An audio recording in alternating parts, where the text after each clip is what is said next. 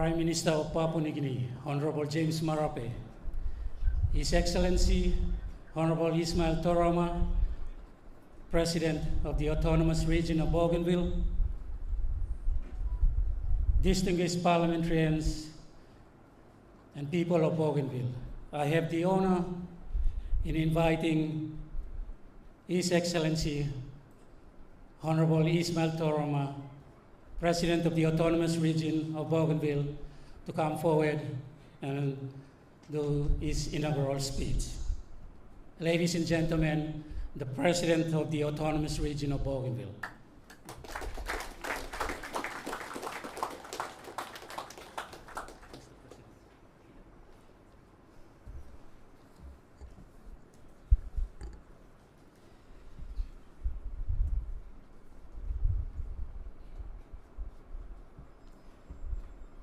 The Speaker of the Bougainville House of Representatives, the Prime Minister of Papua New Guinea, Honorable James Marape, and the Chief Justice of Papua New Guinea, Sir Justice Kila, other PNG leaders and government officials, members and ministers of the Bougainville House of Representatives, the diplomatic corps, other distinguished guests and citizens of Bougainville. It is indeed my honor to address you upon my return for a second term of the presidency.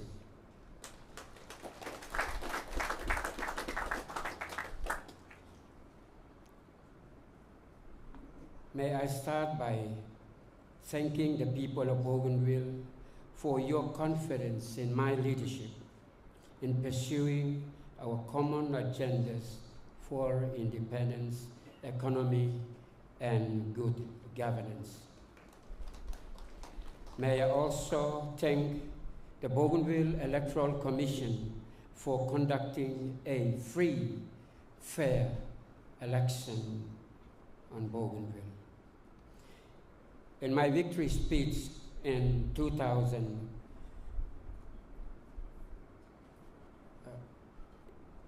in my victory speech in 2020, I said that winds of change has arrived, that we Bougainvilleans must be the winds of change. No one else will create a better future for us, but it is ourselves. This statement is truly true, that we must desire the need for changes at all levels of society, moving towards a better Bougainville. The directions of my leadership in the last term of the Parliament was based on the 6-point strategy.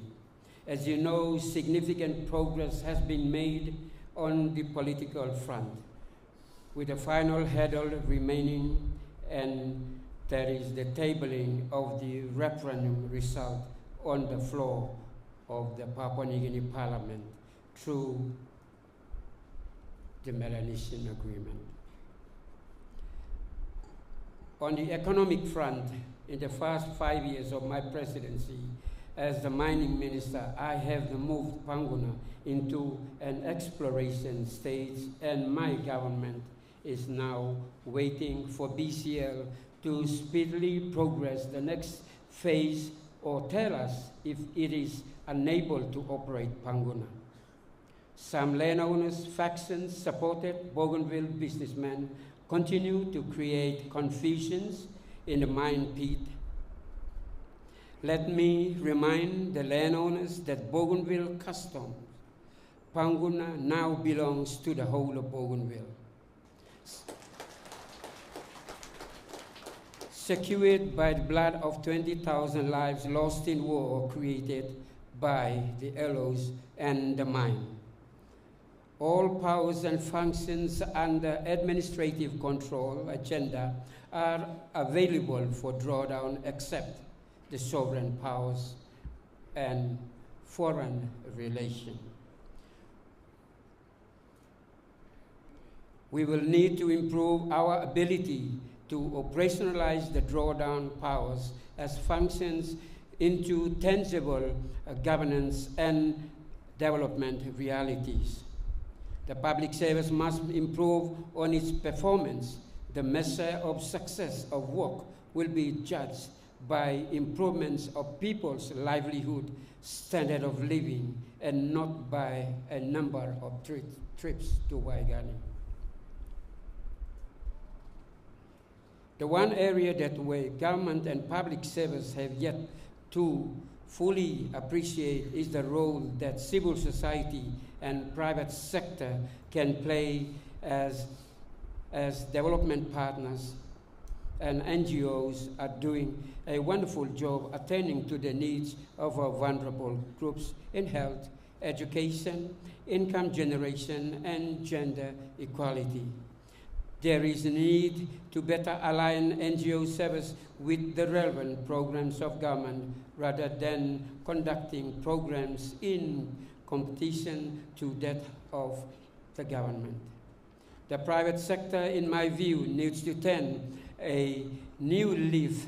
Currently, private sector is mainly a recipient of government tenders and pay goods and services tax through the commercial operations.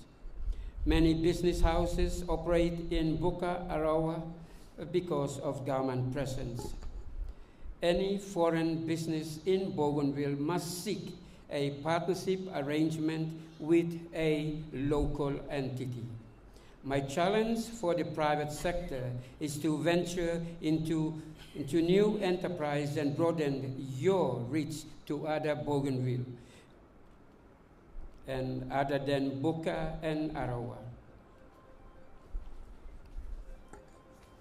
I'm happy to remind us that Bougainville now has a 30-year long-term vision of becoming high-income, educated, healthy, peaceful, Christian sovereign nation by 2052. I will further note that the administration has started reflecting on this vision in various master plans. In the new term of government, we will pursue these long-term goals and overarching Bougainville nation-building strategy that will generate all of government policy making, program design, implementation, and monitoring right across government under the Chief Secretary. Under this term of government, we will continue to increase our efforts in strengthening relations with our neighbors on social, cultural exchanges and extend scope of relationship as Bougainville progress beyond the Melanesian Agreement and in implementing the Bougainville Peace Agreement.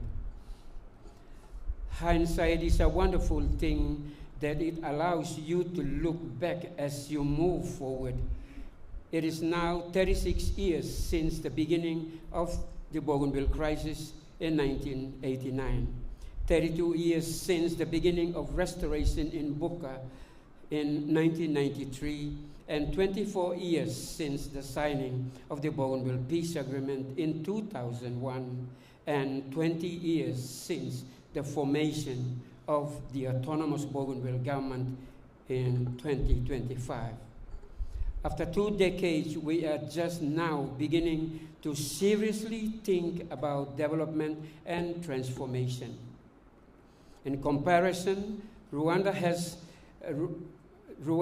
under President Kagame has only taken 20 years to transform itself from a serious ethnic cleansing war to a striving progress nation, as well as Burkina Faso, as President Traoré has also quickly transformed its taking control over its economy. We in Bougainville have dwelled too much about the past, and we now need to shift the gear quickly. So how do we make this happen? At this juncture of our journey, independence, economy, and good governance are essential. But underpinning these transformations, especially in the case of Singapore, is an intellectual capability apart from leadership and good governance. We have the intellectual ability to analyze, synthesize, crystallize, and chart a way forward. An ability that captures lessons from around the world as well as our history and crystallize it into a situation in Bougainville with Vision 2052 and nation building cannot be achieved without such intellectual capabilities to guide leadership, the bureaucracy, and the broader society. We must become a learning society. The Bougainville Peace Agreement, in hindsight, builds a slow pace of progress, perhaps anticipating a generational change in the leadership and thereby also anticipating change in the dynamics for independence. Bougainville will disagree on many things, but there is one agenda where Bougainville will always stand as one people, and that is through independence. Let me now focus on what I have stand for in this new term of Parliament. I have campaigned to pursue the three main goals, which are political independence, economic independence, and good governance. Our journey for political independence is very clear. We have already voted for independence as provided for in the Part 14 of the Papua New Guinea Constitution. We have spent the last 3 years consulting as if we don't know about our future and the political status. The real question is whether Papua New Guinea is ready to accept the Bougainville people's choice. We expect the Melanesian Agreement and through sessional orders to be conduit through which PNG Parliament will endorse the people's choice. Bougainville must be a republic in the true sense and not a current hybrid presidential system mixed with a Westminster system of governance.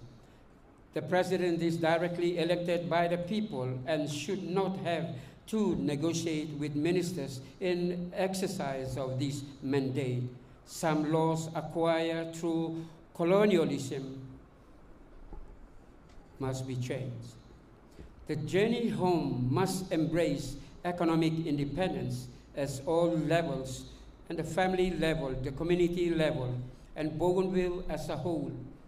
At this government level, my government will first of all ensure that Panguna quickly progresses to the next stage of development. I am happy to announce that the Bougainville Gold Refinery in Arawa will begin operations soon. Our aim is to build our own gold bullion that will be the foundation of our sovereign wealth. However, in the long term, Bougainville must have a broad-based economy in agriculture, fisheries, forestry, tourism, commerce, finance, banking, and so on. Land is fundamental in economic development, and my government will explore ways of bringing more customary land into commercial production. My government will also seek avenues of bringing back large plantations into productivity. Our private sector needs to be ready to take advantage of such opportunities.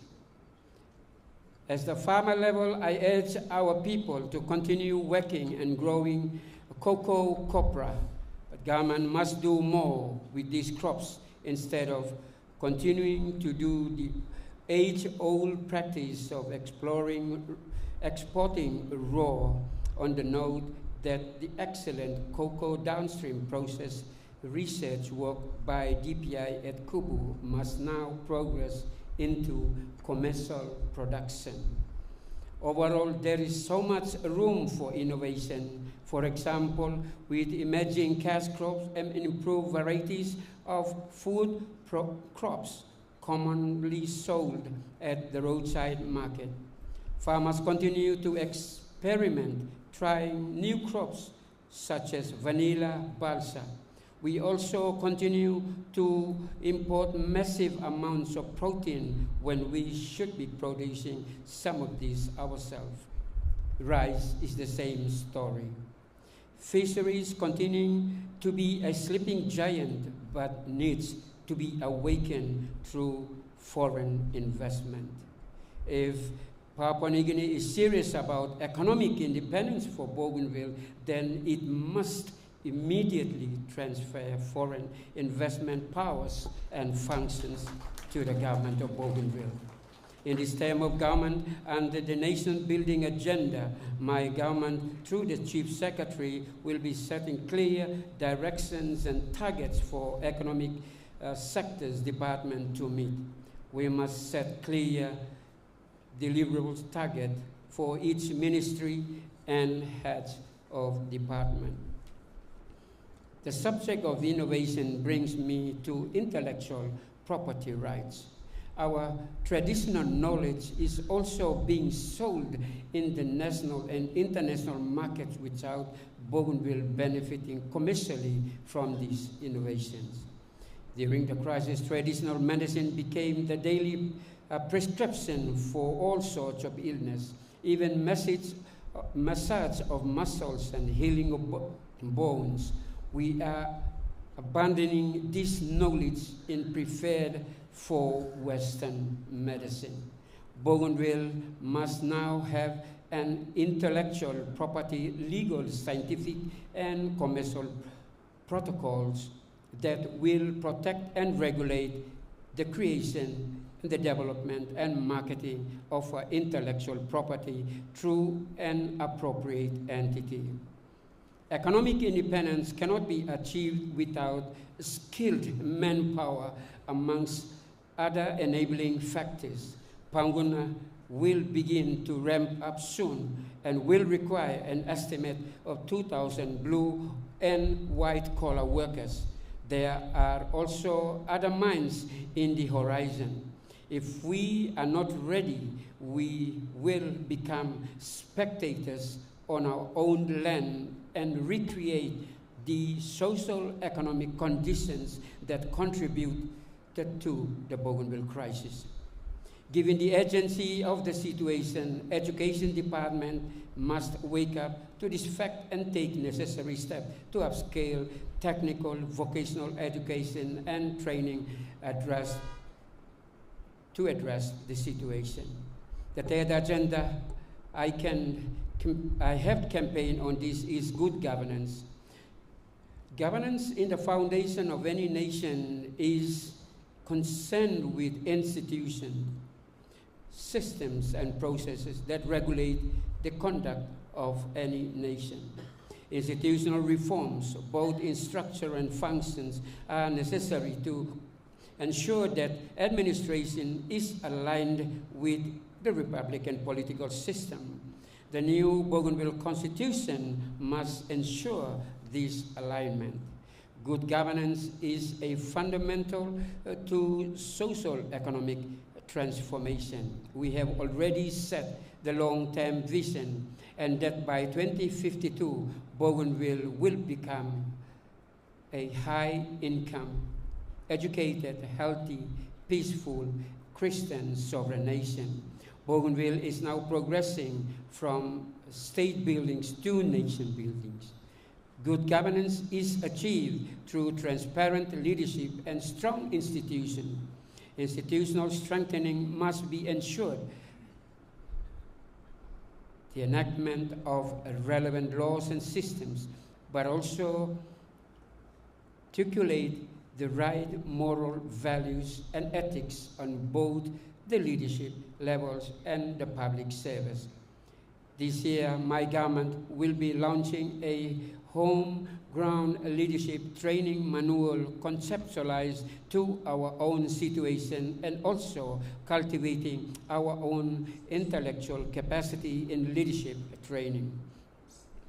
The education curriculum is currently oriented towards formal employment in offices. The curriculum must be reformed into skills-based curriculum so that it prepares citizens for self-sustaining life in Bougainville. Our history, our way of life must also be taught in schools. Churches need to play a greater role in providing ethics, morals, and values in education. On the whole, education content needs a serious overhaul, including teacher education. Health is also an excellent job building in health facilities throughout Bougainville. A new health center was recently opened on the West Coast, while Wakunai and Arawa Buin Hospital are being built. Health department also needs to give an equal priority to primary health care so that people know how they live healthily. Community government and community development departments also need to transform yourself because your target population do not live in Buka Town. There is so much to be done in the community level in promoting development. Good governance and strengthening cohesion, peaceful and harmonious living for transformation development, especially with the youth population. Your potential is only limited by your creativity. There is a good functional rationale for the merging of the two departments, which we will consider under this government. Population data function is currently vested in the Community Development Department. We have to look at placing it in a more appropriate location as the department of struggling to manage this function. The structural duplication of leadership between community government chairperson, constituency member needs to be streamlined. There should only be one political head for each constituency. This would also streamline resourcing matters. Gender equality needs to be pursued in a way that fits our Bougainville Christian values and not the Western values of women's rights, because Western societies are not only better despite more than 60 years of women's rights. In fact, the countries that have taught us Christianity have decayed with same-sex marriage. This is against natural and against our Christian heritage and is therefore a big taboo in Bougainville. Good governance is not just talk. We leaders lead in practicing good governance. Compliance is absolute. The public servants and citizens must follow the rules and laws of the land. Leadership must lead by example, and people will follow.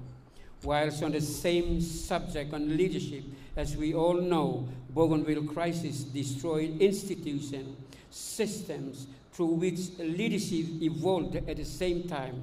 These institutions were custom, the church and the government. This institution remains weak and has affected leadership formation in Bougainville. This is the reason why my government, under the Nation Building Program, is initiating a homegrown leadership training manual that takes into an account of our history, culture, spirituality, and leadership in curriculum.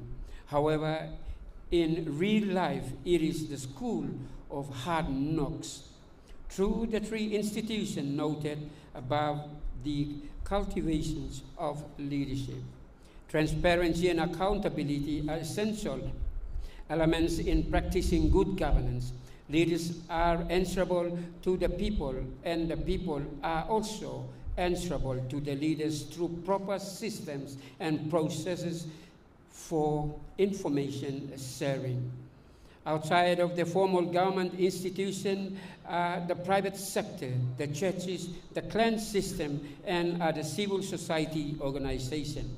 Churches have fundamental roles in shaping their behaviors, morals, and values of individuals who collectively form the nation. Our challenge is in making both formal and informal institutions effective and efficient, so that they are all delivering and ensuring that Bougainville is moving together as one cohesive people in the same direction. The local private sector is currently mainly depending on government financing to conduct businesses. Such a construction of roads and bridges, hospital, office, and schools. Its guest houses and conference facilities are constantly hired by government. Its supermarkets are where the public servants do their shopping. My government will be looking at a policy initiative that provides a fair go to the local businessmen and help grow the private sector. At the same time, I would encourage the private sector to better organize themselves in order to create economic and scale to be competitive. The bulk of Bougainville citizens live in rural areas outside daily reach of government. These citizens need to be capacitated as they fend for themselves through the various civil society groupings, be it the clan, the church, the farmers group, women's group, youth groups, and so on. This is why it's important to harness civil society and the private sector in pursuing our collective development aspirations. Equitable development is also part of good governance and should not simply be seen as mere rhetoric of the global body of nations. You have to travel 5 minutes outside of Buka town to see evidence of inequality on Buka Island. One side enjoying sealed roads, cement footpaths, electricity, while the other side is still living in the 1960s like most parts of Bougainville and other parts. The ABG is the government for Bougainville and must exercise leadership to promote equitable development in such a manner that it gathers respect, obedience, and stewardship from the whole Bougainville society.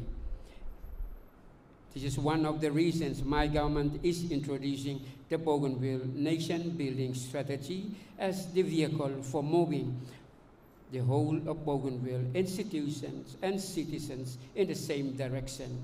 Its sector and department will identify clear milestones to be delivered under subsequent master plans and MTDPs. These will be mandatory. These deliverables will be tied to the performance-oriented contracts of each head of department. Chief Secretary in the Department of Personnel Management must strictly enforce performance management of HOD. Perhaps Bougainville should learn a bit more from New Zealand Public Service, which is globally recognized for the efficiency and effectiveness. Security and law and order provides an enabling environment for economic development and the practice of good governance, enabling citizens to realize their full potential. Freedom and democracy is a double-edged sword. If you do not exercise freedom and democracy in a responsible manner, they will turn around and hurt you. The lessons are everywhere around us. Some countries have gone to the extent of limiting the freedoms and rights of a citizen for greater good. We are on the cusp of establishing a new nation, but we do not have the financial means to establish strong institutions, organizations that will secure New Bougainville. You, as citizens, and the best security to nation. Your good behavior as citizens will secure the safety and the prosperity of a New Bougainville. Let me take this opportunity to talk about geopolitics. In relation to Bougainville, the world was already divided into political economic alliances by the colonial powers. Today, these powers are competing for global and regional influence using trade, aid, financing, education, security, and telecommunications as the tools of influence. The regional powers have entered into a relationship and that is signed lately. Bougainville will assess for itself the merits of this arrangement. Geopolitics is not a new game. It is the rise of China and the formation of BRICS alliance that is shaking the West from its business as usual attitude. Geopolitics offers us the opportunity as well as risk as we assess ourselves what is good for us in shifting relationship beyond backyard diplomacy to the front yard diplomacy. The lessons of Panguna Mine are too devastating to continue the status quo. Honorable guests, ladies and gentlemen, citizens of Bougainville, there is so much talk about because the agenda in front of us has emerged in nation is huge. I have mentioned some areas for reform in relation to this core agenda of independence, economy, and good governance. The Chief Secretary will take note of these and direct the relevant departments to take necessary actions required. Many of the reforms in systems and process will not require additional resources, but better use of existing resources. The transformation that I am advocating for under these three agendas is not difficult to achieve with your cooperation at whatever levels, roles you are playing in Bougainville society.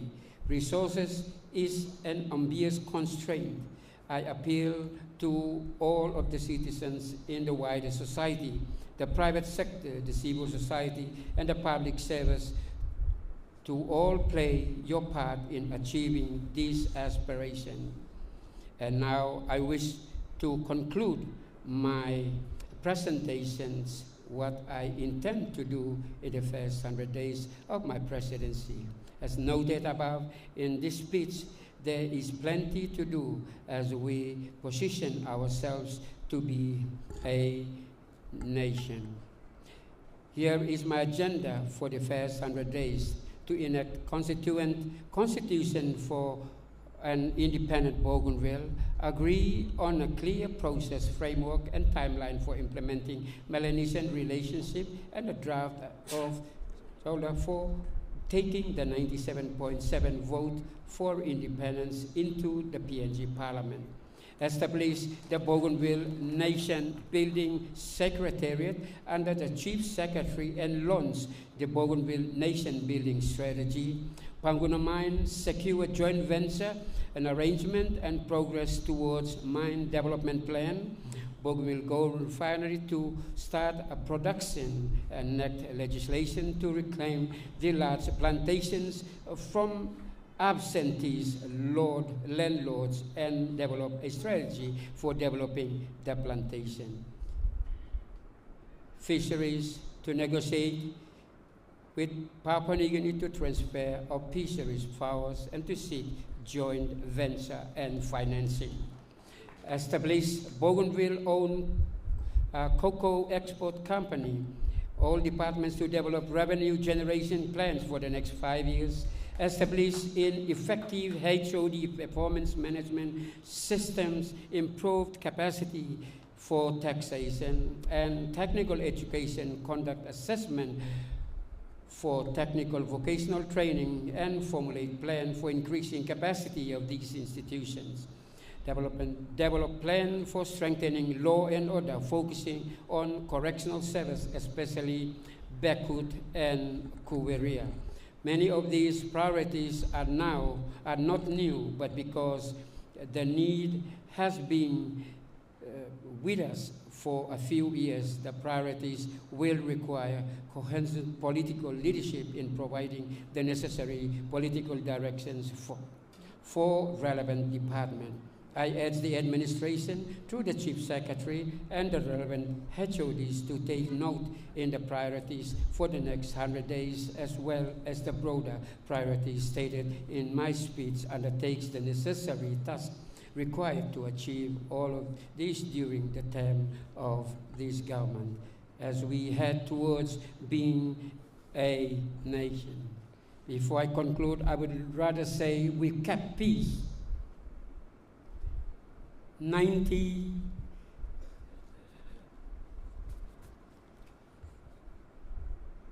from the time we have signed the peace agreement, we have demilitarized Bougainville. Moving forward, we have to look at a stronger pathway to fulfill what has been desired by the Bougainville Peace Agreement. Peace is yours, and peace is here to stay. God bless us all.